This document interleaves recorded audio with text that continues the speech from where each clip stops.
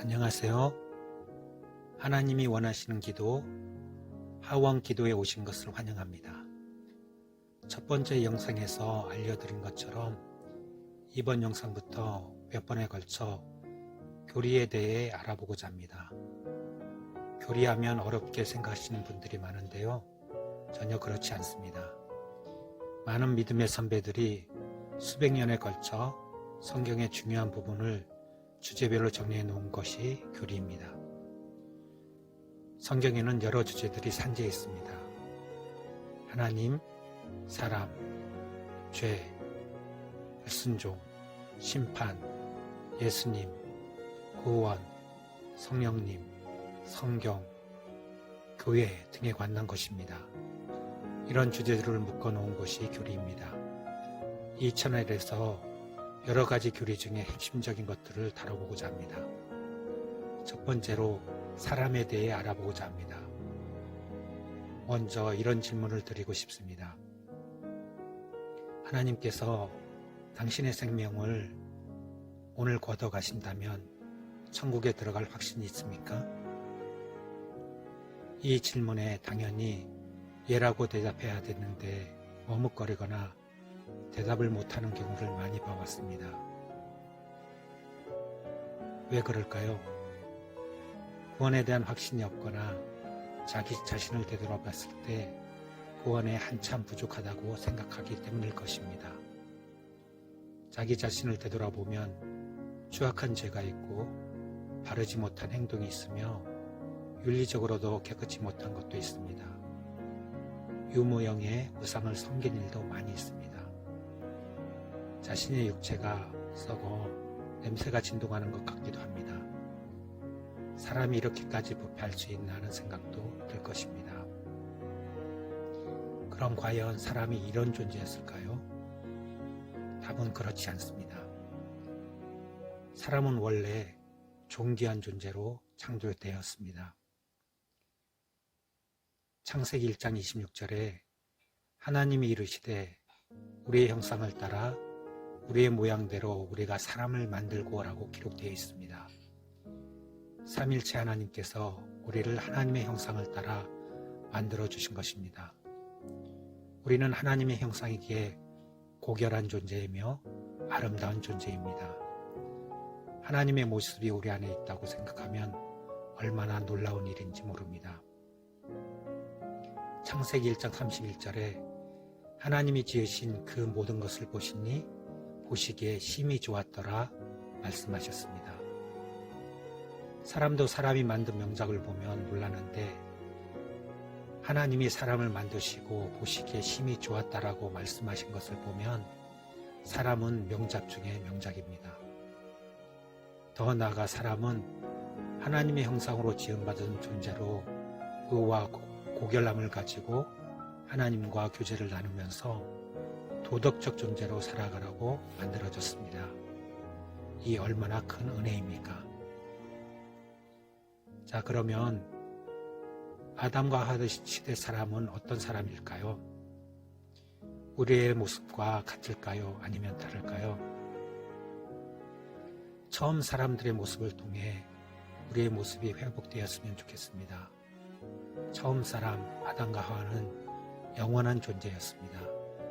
즉 불멸성을 가지고 있었습니다. 창세기 2장 16절로 17절에 여호와 하나님이 그 사람에게 명하여 이르시되 동산 각종 나무의 열매는 내가 의미로 먹되 선악을 알게 하는 나무의 열매는 먹지 말라. 내가 먹는 날에는 반드시 죽으리라 말씀하셨습니다. 하나님은 사람을 동산 각종 나무의 열매를 먹으면서 영원히 살 수 있는 존재로 만들어 주셨습니다. 에덴 동산에서 행복을 누리며 영원히 살 존재로 만들어 주신 것입니다. 그러나 지금은 영원한 존재가 아닌 죽음을 기다리는 존재가 되었습니다. 불멸의 존재. 과연 이 일은 언제 다시 회복될까요? 두 번째로 하나님은 사람을 지적으로 도덕적으로 완전하게 만들어 주셨습니다. 한마디로 사람을 거룩하게 만드셨다는 것입니다. 하나님은 태초에 흙으로 각종 짐승을 만드셨습니다. 그리고 그 짐승들을 아담에게 끌고 갔습니다. 아담은 동물의 모습을 따라 이름을 짓기 시작했습니다. 아담이 짐승의 모양을 보고 부른 대로 각 종류의 이름이 되었습니다. 이를 보면 아담이 엄청난 지적 능력이 있었다는 것을 알 수 있습니다. 에베소서 4장 24절에 하나님을 따라 의와 진리의 거룩함으로 지으심을 받은 새 사람을 입으라 말씀하십니다. 이 말씀에 따르면 사람을 의롭고 거룩하게 만드셨다는 것입니다. 전도서 7장 29절에서도 하나님은 사람을 정직하게 지으셨다 말씀하고 있습니다.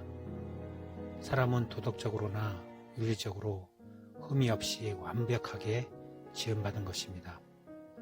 지금 사람과 차이가 많이 나는 것 같습니다. 이런 완벽함도 언제쯤 회복될까요?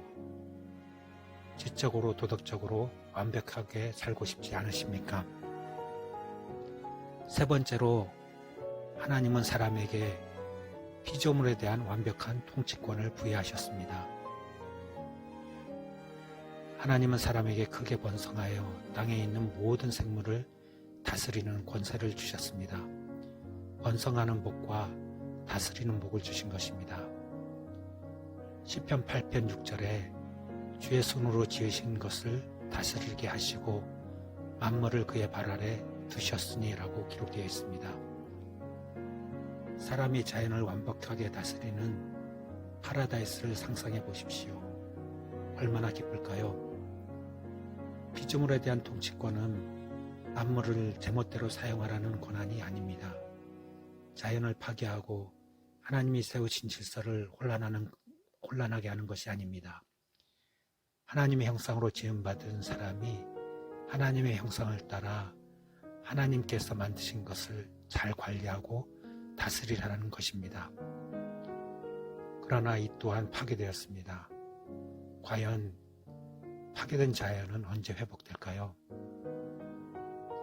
하나님은 사람을 창조하신 후 완전한 순종을 조건으로 사람과 생명의 언약을 맺으셨습니다. 즉 말씀에 순종할 때 분별함과 지적 도덕적으로 완벽한 존재로 자연과 더불어 살도록 통치 권한도 주신 것입니다. 사람이 완벽히 살 수 있는 모든 것을 주신 것입니다. 그러나 하나님은 선악을 알게 하는 나무의 열매를 먹으면 죽게 된다 말씀하셨습니다. 하나님은 생명의 언약, 순종의 언약을 사람과 맺으신 것입니다. 그러나 안타깝게도 사람은 그 언약을 지키지 못했습니다. 결국 죽을 수밖에 없는 존재, 도덕적으로 타락한 존재, 자연을 파괴하는 존재가 되었습니다. 사람이 불순종의 결과가 어떤지 다음 시간을 통해 살펴보도록 하겠습니다. 기도하겠습니다. 우리를 아름답게 창조하신 하나님을 찬양합니다.